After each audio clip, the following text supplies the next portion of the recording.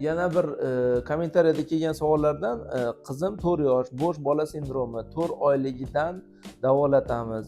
2 yoshida yurdi, gapirishi ham yaxshilanmayapti. Qizim ko'p yiqiladi. Bu kasallikdan butunlay yaxshi bo'ladimi? Davolamasa ham asoratlari bo'ladimi?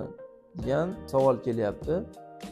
Ya'ni bu yerda haqiqatan ham sizni farzandingizda nasliy yoki bo'lmasam bo'sh bola sindromiga olib keluvchi turli sabablar hisobidan bolada bo'sh bola sindromi yuzaga kelgan bo'lsa, hozir yurishni boshlagan, lekin yiqilayotgan bo'lsa, demak hali ham bolangiz ravon yurmagan.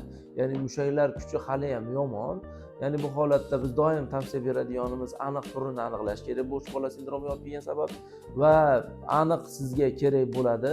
Turini aniqlagandan keyin reabilitatsion muolajalar, LFK, massaj, simyoterapiya, kineziterapiya, qo'shimcha fizioterapevtik muolajalar kerak bo'ladi va bu bilan bolani yurish, harakat faoliyatini yaxshilash mumkin bo'ladi. Siz avvalo aniq tashxis qo'ydiring va kelajakda to'g'ri davo choralarini qilsa bo'ladi.